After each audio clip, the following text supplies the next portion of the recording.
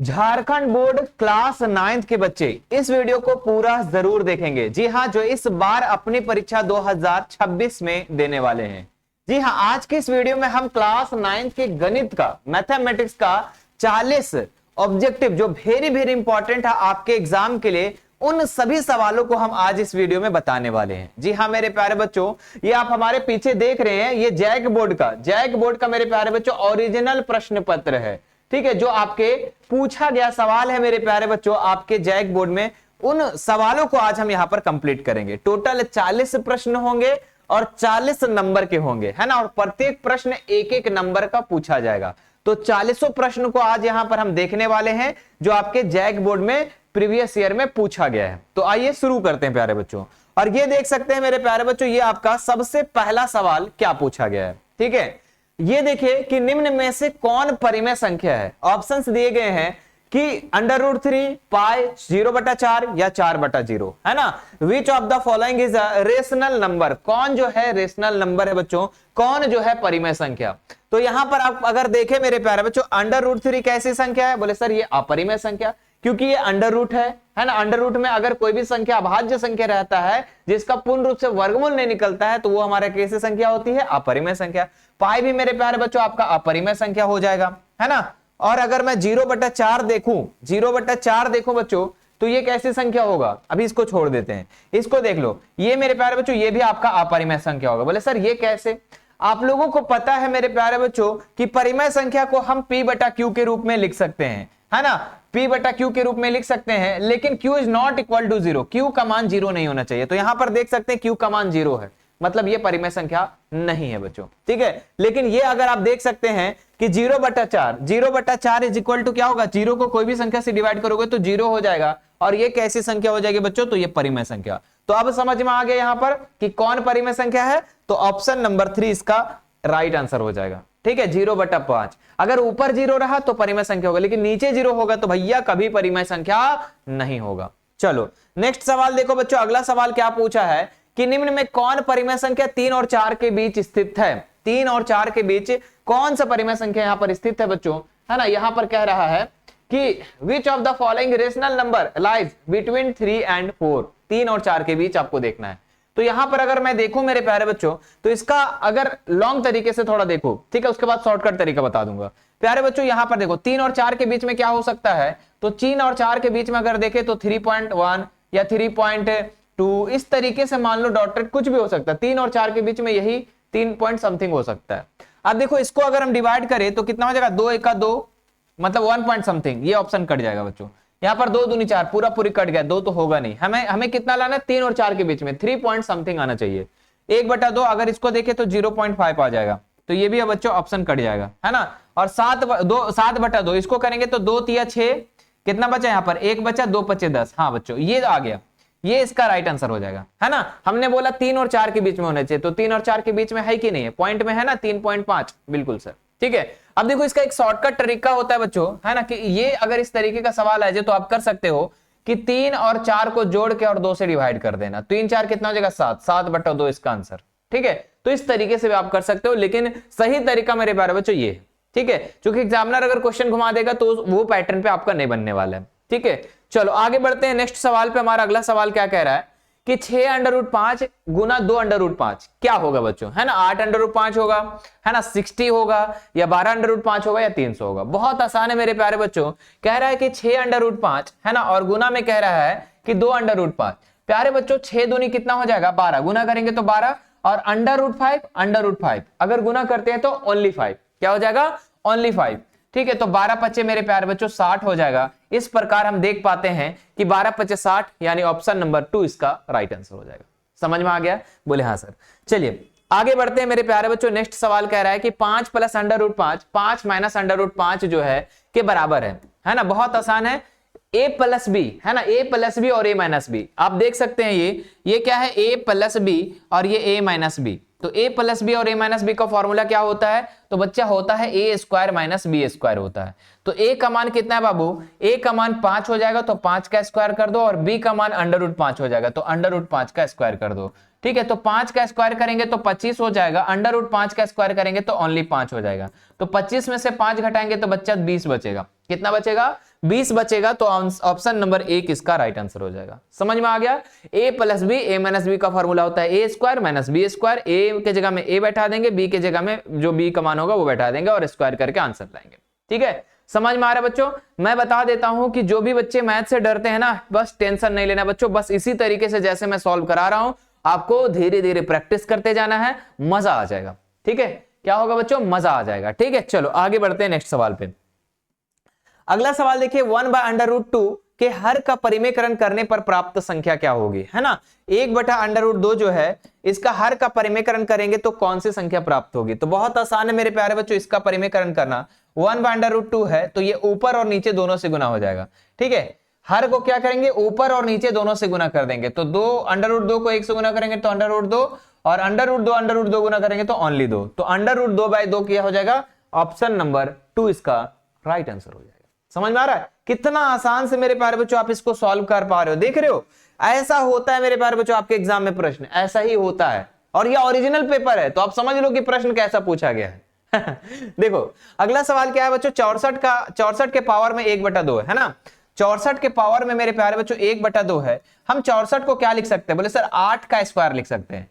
64 को क्या लिख सकते हैं? 8 का स्क्वायर। और ऊपर में कितना है बच्चों? 1/2 है तो 1/2 लगा देंगे। 2 से 2 कैंसिल हो जाएगा तो हमारे पास 8 के पावर 1 बचेगा, यानी 8 इसका आंसर हो जाएगा। ठीक है, 8 इसका आंसर हो जाएगा। ठीक है, चलो आगे बढ़ते। प्यारे बच्चों इसी तरीके से अगर आप लोग हमारे साथ आप जुड़े रहते हैं तो आपको मैथ ना आसान लगने लगेगा। एक दिन ऐसा समय आएगा मेरे प्यारे बच्चों जिस समय आपको मैथ से प्यार हो जाएगा, है ना? किसी और से नहीं, जिसके पीछे भागते हो उससे नहीं, फिर आप जिसके लिए भागते हो मेरे प्यारे बच्चों उससे प्यार हो जाएगा। ठीक है, क्या है सवाल? कहता है मेरे प्यारे बच्चों कि 2, अरे ये क्या हो गया सर, रुको 1 मिनट, है ना? कहता है मेरे प्यारे बच्चों कि 2 के पावर में, है ना, क्या कह रहा है? 2 के पावर में 2/3 और 2 के पावर में 1/3 का मान कितना होगा? तो प्यारे बच्चों बेस और बेस बराबर है। क्या है? बेस और बेस बराबर है तो पावर क्या हो जाएगा? जुट जाएगा, है ना? तो बेस बराबर, तो बेस के जगह बेस लिख दो, और गुना में है तो पावर जुटेगा, यानी कि 2/3 और प्लस में मेरे प्यारे बच्चों क्या होगा? 1/3 हो जाएगा। तो 2 और 3 का एलसीएम कितना हो जाएगा? 3 को कितना पढ़ेंगे? 3 आएगा। बोले सर एक बार, 1 को 2 से गुना करेंगे तो 2 हो जाएगा, प्लस 3 को कितना और एक बार, 1 को 1 से गुना करेंगे तो 1 हो जाएगा, यानी कि 2 और ऊपर में 3 और नीचे 3, है ना? 3/3 यानी कि 1, यानी कि 2 के पावर 1 इज इक्वल टू क्या हो जाएगा बच्चों? 2। तो 2 इसका राइट आंसर हो जाएगा। क्या हो जाएगा? 2 इसका राइट आंसर हो जाएगा, है ना? चलो अगले सवाल की तरफ आ जाओ। हमारा नेक्स्ट सवाल कहता है कि निम्न में से कौन बहुपद है? जब भी बहुपद पूछेगा कि कौन से जो है पॉलिनोमियल्स है बच्चों, तो आपको बस एक ही चीज याद रखना। क्या याद रखना? आप याद ये रखना बच्चों कि चर को, किसको याद रखोगे? चर को। चर का मेरे प्यारे बच्चों चर जो है कब क्या क्या नहीं होना चाहिए, बहुपद कब नहीं होगा, अगर ये चीज समझ गए हैं तो बहुपद होगा, तो वो बहुत आसान है प्यारे बच्चों। चर के पावर में अगर पूर्ण संख्या हो जाए तो बहुपद होगा, बस याद रखिएगा। अगर पूर्ण संख्या हो जाए, पूर्ण संख्या मतलब 0 1 2 3 4 5 6 7 8 9 10, और चर का मतलब XYZ। अगर XYZ में अगर मेरे प्यारे बच्चों पूर्ण संख्या अगर उसका पावर में हो जाए तो वो बहुपद होगा, अन्यथा बहुपद नहीं होगा। चलो तो ये समझ में आ गया। अच्छा, इसका लेकिन इस तरीके से प्रश्न बनाने में एक ट्रिक याद रखना होता है ना? ट्रिक बस इतना याद रखना, ट्रिक ये याद रखना बच्चों कि बहुपद कब नहीं होगा, है ना? बहुपद नहीं होगा, बहुपद नहीं होगा। कब नहीं होगा बच्चों? याद रखिएगा। तो बहुपद कब नहीं होगा? तो जब मेरे प्यारे बच्चों x के पावर में अगर माइनस लग जाए, अगर कोई चर के पावर में, x मतलब YZ भी हो सकता है कुछ भी, अगर इसके पावर में माइनस लग जाए तो बहुपद नहीं होगा। अगर कोई चर मेरे प्यारे बच्चों अंडर रूट में हो जाए तो भी बहुपद नहीं होगा। अगर मेरे प्यारे बच्चों अगर चर बटा में आ जाए तो भी बहुपद नहीं होगा। इस बात को आपको याद रखना है, ठीक है? चलो अब देखिए ये चर है और चर अंडर रूट में, ये बहुपद नहीं होगा। ये भी चर है, चर का अंडर रूट है, ये भी बहुपद नहीं होगा, है ना? यहां पर भी अंडर रूट है लेकिन चर में नहीं है, अचर पद में है, तो ये बहुपद हो जाएगा। ठीक है, बाकी देख लो यहां पर ये भी अंडर रूट में है तो ये भी चर नहीं होगा।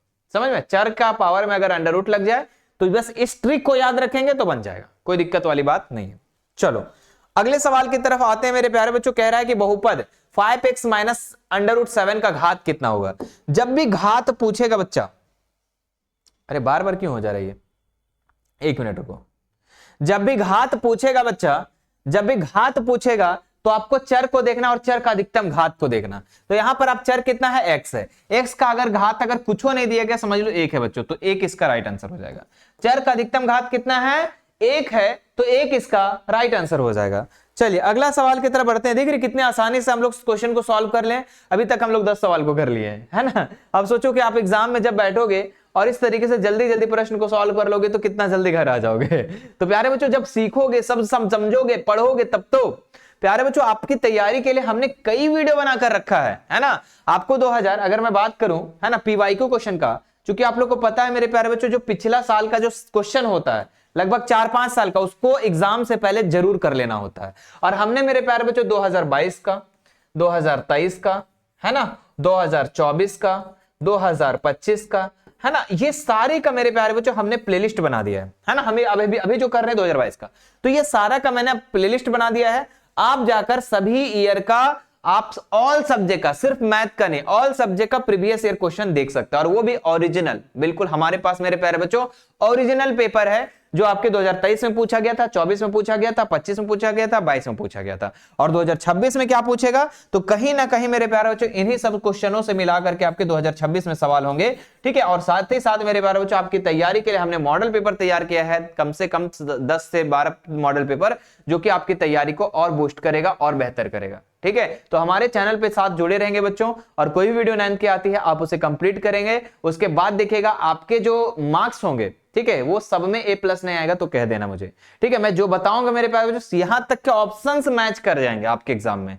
ठीक है, इसीलिए चैनल को सब्सक्राइब करके बेल आइकन को जरूर दबा ले। और प्यारे बच्चों 10th वाले बच्चे फोड़ रहे ना, आप भी फोड़ोगे, और जब आप 10th में जाओगे तो आप भी फोड़ने वाले हो। तो 10th में अगर जाओगे मेरे प्यारे बच्चों तो तैयार रहना, तैयार रहना फिर तैयारी के लिए, 10th की तैयारी के लिए। ठीक है, चलो हाँ मैं अभी सबको बता देता हूं ताकि हर बच्चे, हाँ ये सवाल कहा था जी, हाँ मान होगा। देखो x का मान 0 दिया गया है ना। अब कह रहा है बच्चों इस पर मान बैठाओ और निकाल के दिखाओ कितना होगा। तो अगर मेरे प्यारे बच्चों x का मान 0 दिया गया तो x के जगह में जहां जहां है पहले क्वेश्चन लिख लो, कितना है 5x - 4x², है ना, और प्लस में 3 है। प्यारे बच्चों x के जगह में क्या लिखेंगे 0, तो 5 इंटू x के जगह में 0 लगा दो, 4 इंटू x के जगह में 0 का स्क्वायर हो जाएगा, प्लस में 3 हो जाएगा। कोई दिक्कत? 5 को 0 से गुना करेंगे तो 0, इधर 0 को स्क्वायर करेंगे तो 0 को 4 से गुना करेंगे तो 0, प्लस में 3। ठीक है, तो ये खत्म हो जाएगा, तो यहां पर सिर्फ 3 बचेगा। क्या बचेगा 3, तो 3 इसका राइट आंसर हो जाएगा। देख रहे हो, अब मान लो यही 0 के जगह में 1 बैठा देगा, बैठाने बोलेगा तो नहीं कर सकोगे, बिल्कुल कर सकोगे। मान लो इसी x के जगह में बोल देगा 2 लिख करके बताओ, 2 बैठा करके बताओ कितना आंसर। बहुत आसान है बच्चों, बहुत आसान, बहुत लॉलीपॉप है ना, सवाल बिल्कुल लॉलीपॉप है।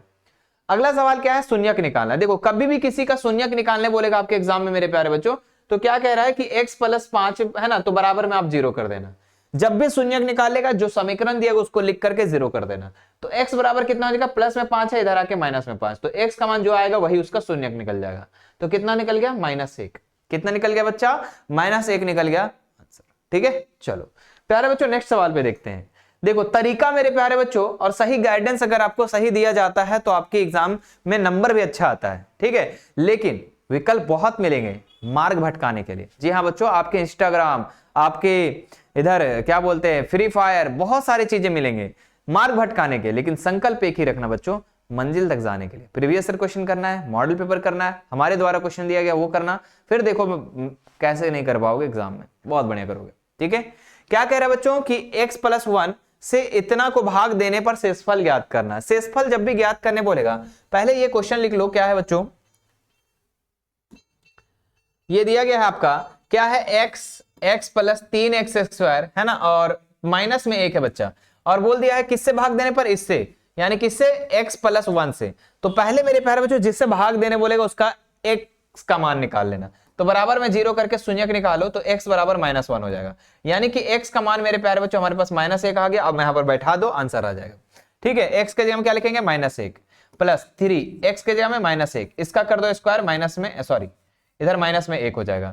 तो -1 और प्लस में माइनस का स्क्वायर, 1 का स्क्वायर करेंगे तो 1, और 1 को 3 से गुना करेंगे 3, और यहां पर -1, तो माइनस माइनस प्लस, तो 1 1 2 है ना, तो 3 में से 2 घटाएंगे तो 1 बचेगा। कितना आ जाएगा बच्चा आंसर, 1 आंसर हो जाएगा, ऑप्शन नंबर 2। समझ में आ गया?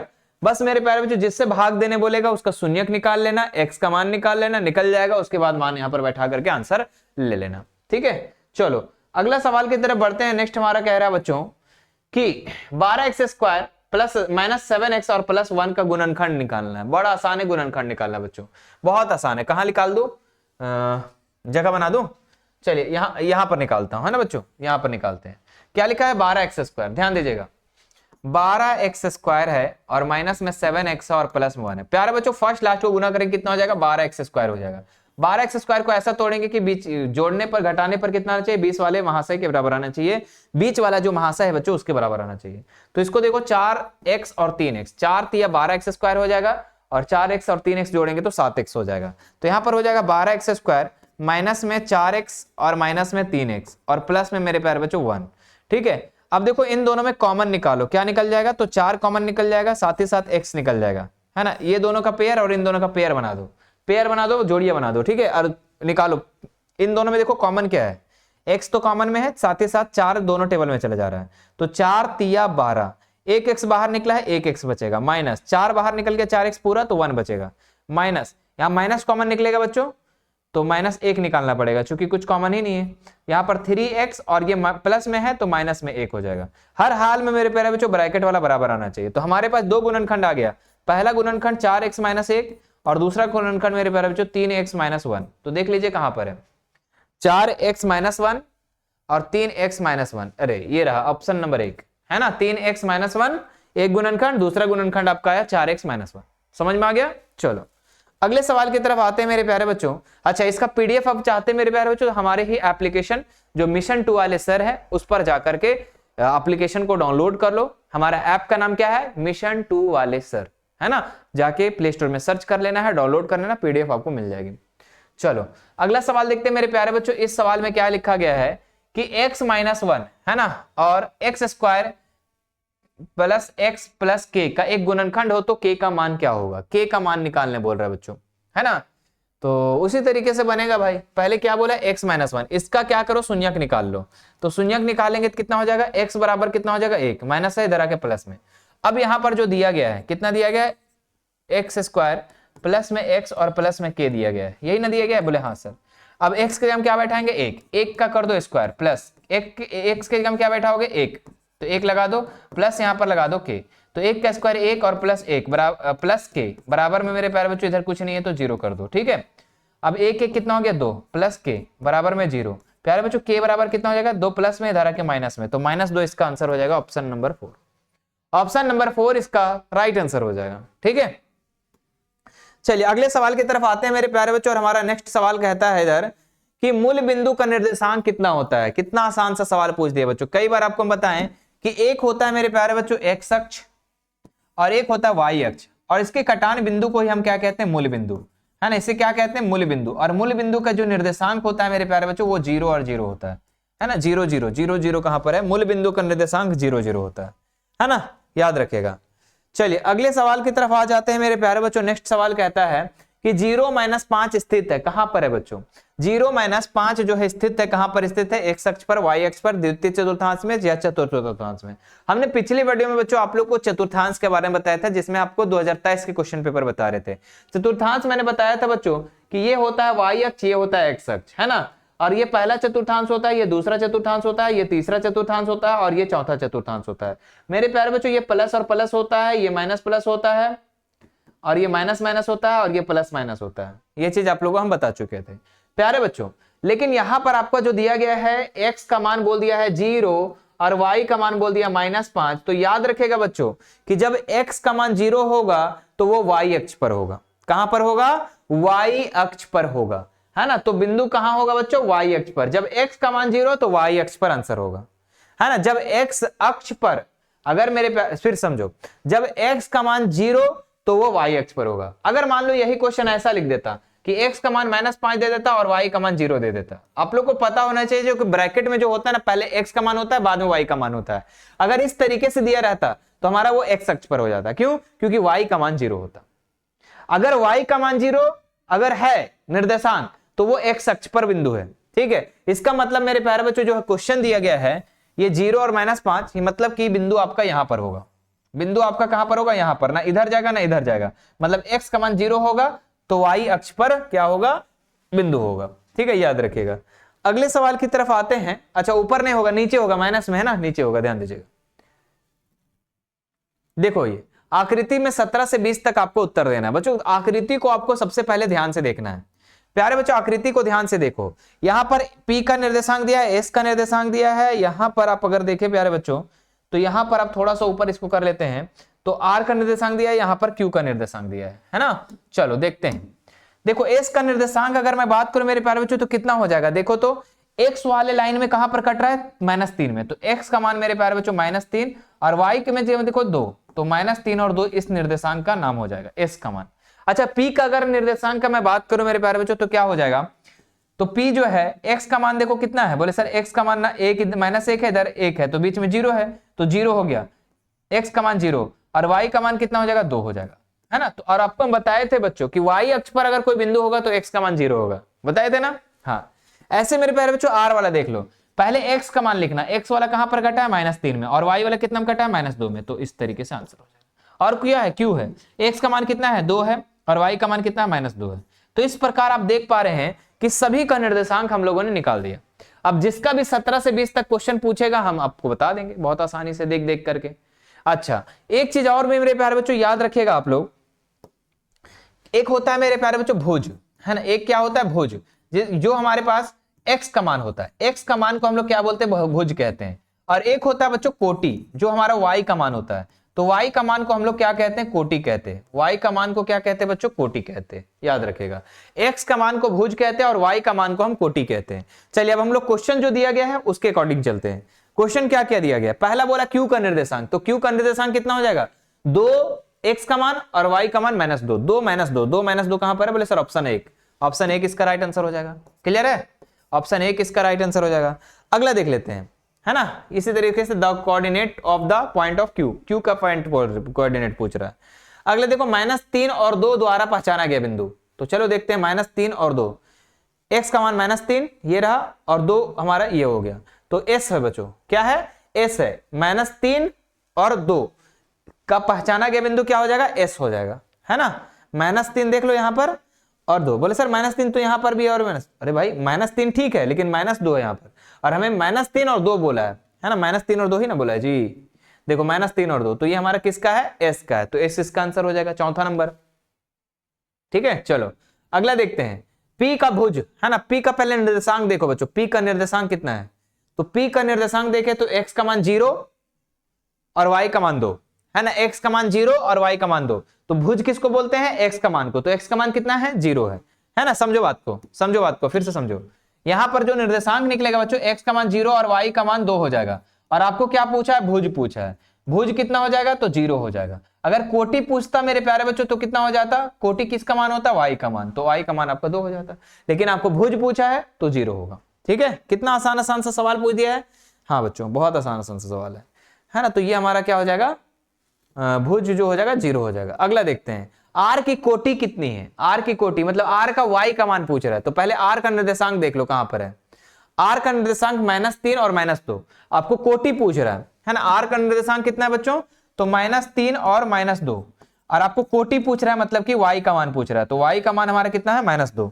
है ना। कोटि पूछेगा तो y का मान, भुज पूछेगा तो x का मान, कोटि पूछेगा तो y का मान, भुज पूछेगा तो x का मान, समझ रहे हो। हाँ चलो ये हमारा 20 तक सवाल कंप्लीट हो गया।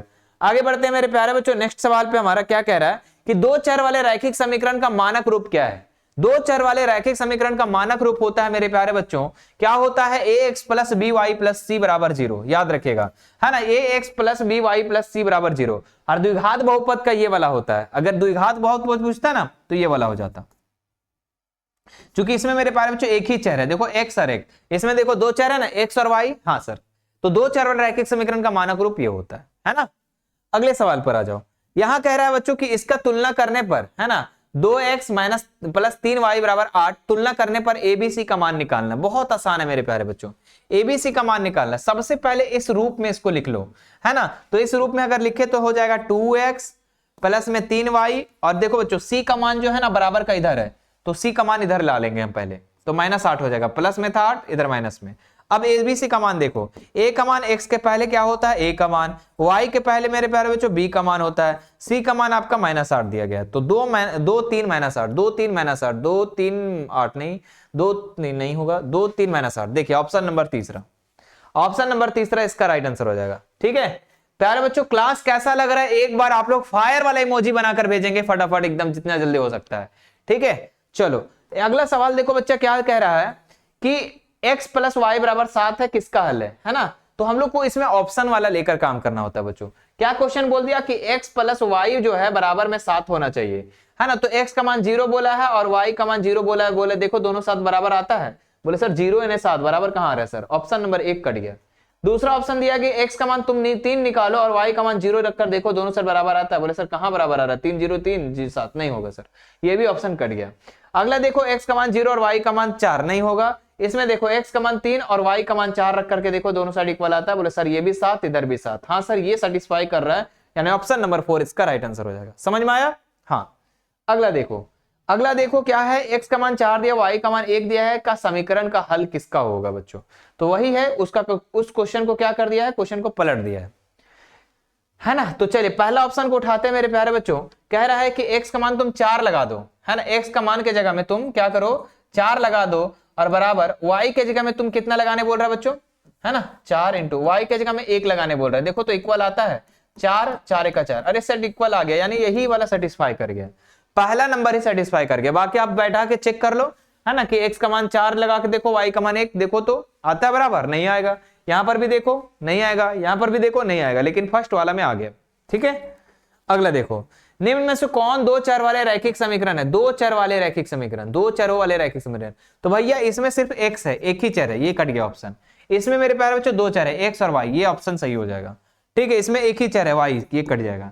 इसमें भी एक ही चर है, ये भी कट गया। तो दो चर वाला रैखिक समीकरण कौन सा हो जाएगा, वो वाला हो जाएगा। ठीक है जिसमें क्या हो, दो चर हो, दो वेरिएबल हो, है ना, बदलू चाचा दो हो। एक्स अक्ष का समीकरण क्या होगा, तो एक्स अक्ष का समीकरण मेरे प्यारे बच्चों तब होगा जब y का मान 0 होगा। आप लोग को हम पहले बता चुके थे, एक्स अक्ष का समीकरण y का मान 0 होगा और y अक्ष का समीकरण x का मान 0 होगा। चलिए यदि 2 और 5 रैखिक समीकरण है तो k का मान निकालना है। बच्चों आपको पता है कि जब भी ब्रैकेट में दिया रहता है तो ये x का मान होता है, y का मान होता है। तो यहां पर अगर मैं देखूं 2x और प्लस में y और बराबर में k दिया गया है, तो 2 इंटू एक्स के जगह में क्या बैठा देंगे, बोले सर 2 बैठा दो, प्लस y के जगह में क्या बैठाएंगे बच्चा, y के जगह में 5 बैठा देंगे और देखेंगे कि k का मान कितना आता है। मतलब x का मान और y का मान हमें दिया गया है और दिया गया है तो इस पे बैठा देंगे भैया। तो 2 दूनी 4 हो जाएगा और यहाँ पर 5 हो जाएगा और बराबर में k हो जाएगा। तो 4 5 9 बराबर k, यानी k का मान मेरे प्यारे बच्चों 9 हो जाएगा, यानी ऑप्शन नंबर तीसरा इसका राइट आंसर हो जाएगा। अगला देख लेते हैं बच्चों क्या कह रहा है कि 40 का पूरक कोण क्या होगा। बच्चों आप लोग को हम पिछली वीडियो में बताए थे कि पूरक कोण हम उसको कहते हैं जो दो कोण को मिलाकर के 90 डिग्री का होता है। तो प्यारे बच्चों दो कोण को मिलाकर के 90 होना चाहिए, जिसमें एक कोण आपका 40 दिया गया है तो दूसरा कितना होगा, तो दूसरा 50 हो जाएगा। तो 50 इसका आंसर हो जाएगा। प्यारे बच्चों ये किस में होता है, तो पूरक में होता है। ये किस में होता है, पूरक में। अगर मेरे प्यारे बच्चों संपूरक पूछा जाता तो संपूरक में क्या होता है कि दो कोण को मिलाकर के 180 डिग्री होता है, जिसमें अगर एक कोण अगर जितना भी है तो दूसरा कोण उस हिसाब से उसके अकॉर्डिंग होगा, उसमें से घटाना पड़ देगा। तो पूरक कोण में मेरे प्यारे बच्चों आपको क्या करना है, 90 में से घटा देना है ना। 90 में से क्या करना, 40 को घटा देना। पूरक पूछेगा तो निकल जाएगा। अगर संपूरक पूछेगा मेरे प्यारे बच्चों तो 180 में से घटा देना, जितना मान दिया रहेगा। ठीक है तो संपूरक पूछेगा तो 140 हो जाता, लेकिन हमें पूरक पूछ रहा है। ठीक है कंप्लीमेंट्री पूछ रहा है बच्चों, है ना। अगला देखते हैं, नेक्स्ट कह रहा है 80 का संपूरक कोण। देखो संपूरक में हमने क्या बोला कि दो कोण को मिलाकर के 180 होना चाहिए, तो इसमें क्या बोले संपूरक में 180 में से घटाना है आपको। किस में से घटाना है, 180 में से। तो कितना हो जाएगा 100 डिग्री इसका राइट आंसर हो जाएगा। ठीक है पूरक में 90 से घटाना, संपूरक में 180 से घटाना। एक कोण की माप इसके संपूरक कोण की माप से दुगुनी है। बच्चों आप लोग को पता है कि अगर पहला कोण हम x मान लेते हैं, पहला कोण को हम x मान लेंगे मेरे प्यारे बच्चों, ठीक है तो दूसरा कोण कितना हो जाएगा, पहला कोण अगर x मानेंगे तो दूसरा कोण हो जाएगा 180 माइनस x। क्यों, क्योंकि मेरे प्यारे बच्चों आपको पता है कि दो कोण को मिलाकर के ही क्या होता है, संपूरक कोण होता है। दो कोणों को मिलाकर के क्या होता है 180 डिग्री। तो पहला कोण अगर x तो दूसरा कोण कितना हो जाएगा 180 माइनस x हो जाएगा। ठीक है अब क्या कह रहे हैं इसमें कि एक कोण इसके माप के इसके संपूरक कोण की माप से दुगुनी है। मतलब अगर इधर x है मेरे प्यारे बच्चों और इधर मैं दोनों को अगर बराबर करना चाहूं तो ये कह रहा है कि ये इससे दुगुनी है। ये क्या है, इससे दुगुनी है, तो दुगुना कर देंगे। तो यहां पर हो जाएगा x बराबर, तो 180 को 2 से गुना करेंगे 360 हो जाएगा और माइनस में 2x हो जाएगा। ठीक है चलो अब ये -2x इधर आ जाएगा, तो x माइनस में 2 है तो इधर प्लस में 2x हो जाएगा और बराबर में हो जाएगा 360। प्यारे बच्चों 3x हो जाएगा, यहाँ पे 2x और 1x 3x हो जाएगा और यहाँ पर 360 हो जाएगा। तो x बराबर कितना हो जाएगा 360/3 हो जाएगा। 3 एका 3, 3 दूनी 6, यानी 120 डिग्री इसका राइट आंसर हो जाएगा। ठीक है, कितना हो जाएगा 120 डिग्री इसका राइट आंसर हो जाएगा, x का मान। ठीक है, इसकी माप क्या होगी। चलो अगला देख लेते हैं बाबू। अगला सवाल दिया गया है कि आकृति में AOB एक सरल रेखा है। ठीक है भाई, हमें पता है मेरे प्यारे बच्चों कि ये क्या है, एक AOB जो है एक सरल रेखा है और सरल रेखा पर मेरे प्यारे बच्चों 180 डिग्री कोण बनता है। कितना डिग्री कोण बनता है 180 डिग्री का। तो अब देखो यहां पर ये इसका मान x + 20 दिया गया है, इसका मान 2x दिया गया है, इसका मान x दिया गया है। ठीक है, तो तीनों को जोड़ करके कितना होना चाहिए 180। तो चलो भाई इधर जोड़ते हैं। क्या लिखा है x + 20 और बच्चों 2x और प्लस में x और तीनों को जोड़ेंगे तो कितना होना चाहिए 180 होना चाहिए। तो देखो जो एक जात वाला है उसको एक जात के साथ जोड़ेंगे तो 1x 2x और एक 3x कितना हो जाएगा 2x और एक 3x एक 4x कितना हो जाएगा बच्चा 4x और प्लस में हो जाएगा 20 और बराबर में हो जाएगा बच्चा 180। यहाँ पर 4x बराबर कितना हो जाएगा तो 180, ये 120 जो है इधर आके माइनस में हो जाएगा तो 4x बराबर कितना हो जाएगा 180 में से 20 घटाएंगे तो 160 हो जाएगा। तो x बराबर कितना हो जाएगा 160/4 हो जाएगा। तो 4 चौके 16 यानी मेरे प्यारे बच्चों 40 डिग्री इसका राइट आंसर हो जाएगा। समझ में आया। x का मान पूछा था, हमने x का मान निकाल दिया। आपको पता है कि AOB एक सरल रेखा है तो तीनों कोनों को मिलाकर के कितना होगा बच्चा 180 डिग्री, है ना। आपको पता है कि इस तरीके से रहता है तो E वाला कोण और E वाला कोण मिलाकर के 180 डिग्री होता है। अगर मान लो ये 3 भाग बटा है तो ये वाला कोण ये वाला कोण ये वाला कोण मिला के 180 डिग्री होता है। तो उसी वही काम तो हम लोगों ने यहां पर किया है। अगला देखो, हाँ ये सवाल देखो बच्चा क्या कह रहा है कि आकृति में OP RS समांतर है। जी हाँ बच्चों, OP जो है RS के समांतर है। तो हम क्या करेंगे एक और समांतर रेखा इस दोनों का खींच देंगे और समांतर रेखा खींचने पर यहां पर क्या करेंगे, आपको कह रहा है बच्चों कि OPS जो है OPQ 110 और ये 130 तो PQR यानी PQR इसका मान पूछ रहा है भैया। इसका मान हम कैसे निकलेगा ध्यान दीजिएगा। आपको पता है मेरे प्यारे बच्चों कि ये समांतर रेखा है। ये क्या है, ये दोनों समांतर रेखा है। ये वाला रेखा और ये वाला रेखा समांतर है और समांतर रेखा और ये तिर्यक रेखा है और तिर्यक रेखा ये वाला कोण और एक ही ओर बने कोण। जी हाँ बच्चों, एकांतर कोण के एक ही ओर बने कोण जो होता है मेरे प्यारे बच्चों दोनों मिलाकर के 180 डिग्री होता है। तो ये अगर मेरे प्यारे बच्चों ये 110 डिग्री तो यहां पर कितना हो जाएगा सोच के देखो, ये 110 तो यहां पर 70 हो जाएगा। बोले हाँ गुरुजी, क्योंकि हमें पता है कि अगर तिर्यक रेखा खींचा गया है तो एकांतर कोण के एक ही ओर बने कोण जो है दोनों मिला के 180 डिग्री होता है। चलो तो इसी प्रकार भी देखो RS जो है ये भी मेरे प्यारे बच्चों क्या है समांतर है। तो ये वाला अगर 130 तो यहां पर कितना हो जाएगा, क्योंकि दोनों मिला के 180 होना चाहिए तो यहां पर कितना हो जाएगा तो 50 हो जाएगा। अब मेरे प्यारे बच्चों ये देखिए एक सरल रेखा है और सरल रेखा पर कितना डिग्री कोण बनता है 180 डिग्री का। तो इन दोनों को जोड़ करके 180 से डिवाइड कर दो, है ना। मान लेते हैं इसको x मान लेते हैं तो यहां पर हो जाएगा बच्चों 70 + x + 50 बराबर कितना होना चाहिए 180 होना चाहिए। तो कितना हो जाएगा 7 5 12 120 + x बराबर कितना हो जाएगा 180 हो जाएगा। प्यारे बच्चों x बराबर कितना हो जाएगा 180, ये 120 इधर आके माइनस में हो जाएगा तो x बराबर कितना हो जाएगा यहाँ पर बच्चों 60 हो जाएगा। तो 60 इसका राइट आंसर। समझ में आ गया कितना आसान से हम लोगों ने सॉल्व किया। ठीक है, कोई दिक्कत। 7 5 12 7 5 12 होता है ना जी, हाँ जी 7 5 12 180 में घटा देंगे, हाँ ठीक तो है ना। ठीक है सही है। चलो अगले सवाल की तरफ और बढ़ते हैं बच्चा। ये देखो त्रिभुज के तीनों कोनों का योग कितना होता है, कितना आसान से बताएं बच्चों। त्रिभुज के तीनों कोनों का योग जो होता है वो 180 डिग्री होता है। कितना होता है 180 डिग्री। चलो अगला सवाल देखते हैं। नेक्स्ट हमारा कह रहा है, बहुत ही कम सवाल बचा हुआ है, समबाहु त्रिभुज के प्रत्येक कोण क्या होता है बच्चों। समबाहु त्रिभुज उसको कहते हैं जिसका सभी भुजा क्या होती है बराबर होती है। ये भुजा ये भुजा ये भुजा और इसके सभी कोण भी मेरे बच्चों को बराबर होता है। तो सब बराबर बराबर बांटेंगे तो 60 60 60, क्योंकि त्रिभुज के तीनों कोण का मान मिलाकर के कितना होना चाहिए 180। तो तीनों को बराबर बराबर बांट देंगे, है ना, 160 हो जाएगा। याद रखिएगा समबाहु त्रिभुज के प्रत्येक कोण जो होता है वो 60 डिग्री का होता है। क्लियर है बच्चा। हाँ सर, मजा आ रहा है सर। चलो अगला देखते हैं। 35 में बोल रहा है बच्चों कि ABC जो है PQR के सर्वांग सम है बच्चों। ये क्या है सर्वांग सम है तो PR बराबर होगा। तो जब सर्वांग सम है तो जो PR है बच्चों यानी PR तो ये AC के बराबर हो जाएगा। AC खत्म कहानी। जिस प्रकार वहां पर PR लगा हुआ है उस तरीके से यहां पर AC हो जाएगा। ठीक है, चलो अगला देखते हैं बच्चों। यहां पर नेक्स्ट कह रहा है कि एबीसी में AB और AC बराबर है। ठीक है भाई, एक त्रिभुज बना लेते हैं जिसमें AB और AC क्या है, बराबर है। त्रिभुज बना लेते हैं, है ना, ABC, और इसमें क्या कह रहा है बच्चों, AB जो है AC के बराबर है। ठीक है भैया, उसमें कह रहा है कोण B जो है 50 डिग्री है, तो आपको पूछ रहा है कि कोण C का मान कितना होगा, तो ये भी 85 डिग्री होगा।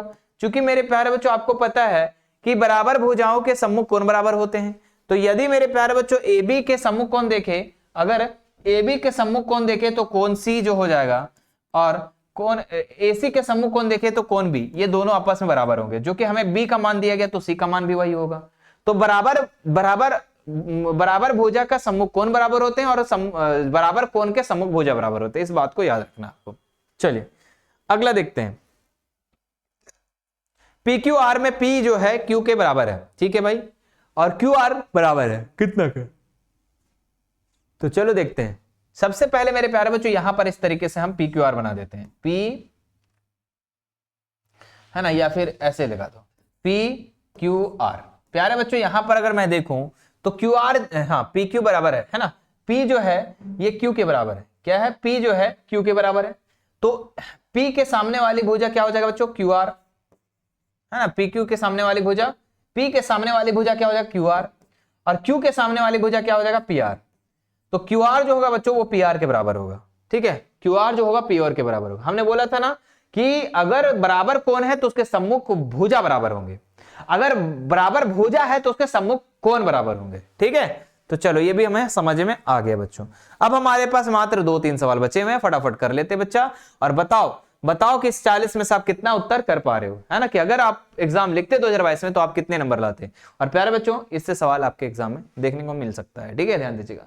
यदि एक त्रिभुज, है ना, बहुत सारे सवाल, और अरे भाई रहे ना, नंबर आपका बच्चों इधर उधर हो सकता है लेकिन क्वेश्चन इसी तरीके से रहेंगे।